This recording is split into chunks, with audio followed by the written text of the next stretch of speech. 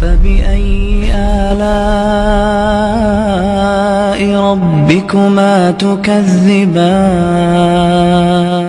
نبی علیہ السلام نے ارشاد فرمایا کہ جو شخص دنیا میں دوسروں کی غلطی کو جتنا جلدی معاف کرنے والا ہوگا، اللہ قیامت کے دن اس کی غلطیوں کو اتنا جلدی معاف فرما دیں گے۔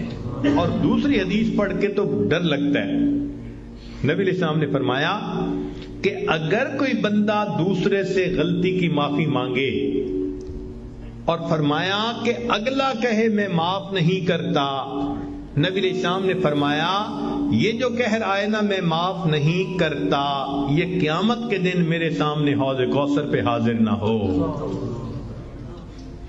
یعنی دوسرے لفظوں میں اللہ کے حبیب صلی اللہ علیہ وسلم نے فرمایا میں اس بندے کی شکل نہیں دیکھنا چاہتا۔ آج تو یہ حال، خاوند بیوی کی غلطی کو معاف نہیں کرتا، بیوی خاوند کی غلطی کو معاف نہیں کرتی۔ اللہ اکبر کبیرہ۔ سوچئے تو صحیح ہمارے دل کی حالت کس قدر بری ہو چکی ہے، اپنوں کو معاف نہیں کرتے۔ ایک بزرگ تھے، حج کے سفر پر گئے، ان کے ہاتھ میں ایک تھیلا تھا، اس میں ان کے پیسے بھی تھے، سارا کچھ تھا۔ ایک نوجوان آیا اور اس نے جلدی سے دوڑتے ہوئے جو ہمیانی ان سے چھینی اور چھین کے بھاگ گیا۔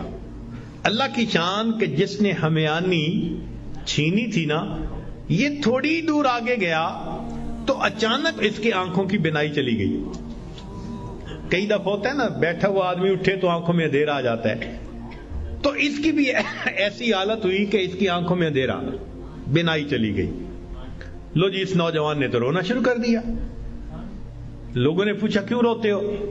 کہنے لگا کہ میں نے ایک بندے کا تھیلا چھینا، پیسے چھینے، مجھے لگتا ہے اس نے بد دعا کی، اللہ نے میری بینائی چھین لی۔ ان کا بھئی وہ بندے وہ کہاں ہے؟ کہنے لگا فلاں حجام کی دکان کے قریب۔ تو جب اس بندے کو بتایا کہ بھئی وہ بڑے میاں آگے ہیں، لوگوں نے بھی کہا معاف کر دیں، نوجوان نے بھی کہا پلیز مجھے معاف کر دیں، وہ کہنے لگے میں نے تو اسی وقت ہی معاف کر دیا تھا۔ وہ کہیں جی یہ آپ کے سارے پیسے لے کے بھاگ گیا اور آپ کہتے ہیں میں نے اسی وقت معاف کر دیا تھا۔ وہ کہنے لگے ہاں مجھے خیال آیا تھا جس کی وجہ سے میں نے اسی وقت معاف کر دیا تھا۔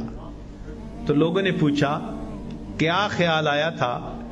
تو وہ بڑے میاں کہنے لگے کہ جب یہ میرا تھیلا لے کے بھاگ گیا تو میرے ذہن میں خیال آیا قیامت کا دن ہوگا اور میں اگر اللہ کے سامنے مقدمہ پیش کروں گا تو اس بندے سے حساب لیا جائے گا، اور جتنی دیر میرے اور اس کے مقدمے کے فیصلے ہونے میں لگے گی، آقا صلی اللہ علیہ وسلم نے فرمایا میں امت کا حساب مکمل ہونے سے پہلے جنت میں نہیں جاؤں گا۔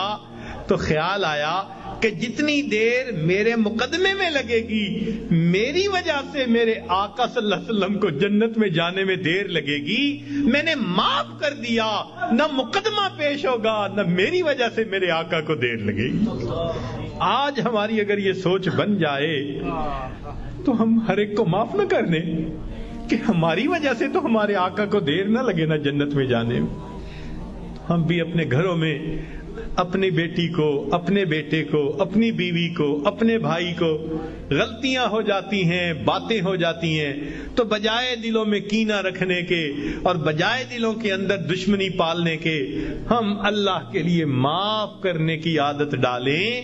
یہ نبی علیہ السلام کی عادت مبارکہ ہے۔ اللہ ہمیں اس سنت پر عمل کرنے کی توفیق عطا فرمائے، اور اس کے بدلے اللہ قیامت کے دن ہمارے قصوروں کو معاف فرما دے۔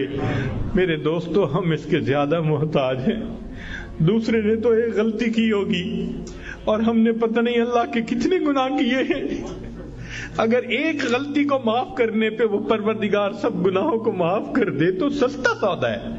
اس لیے جب بھی کوئی معافی مانگے یا نہ بھی مانگے، اللہ کی رضا کے لیے اللہ کے بندوں کو معاف کر دیا کرو۔ اللہ تعالی ہمیں اس صفت کے ساتھ بقیہ زندگی گزارنے کی توفیق عطا فرمائے۔ وآخر دعوانا ان الحمد للہ رب العالمین۔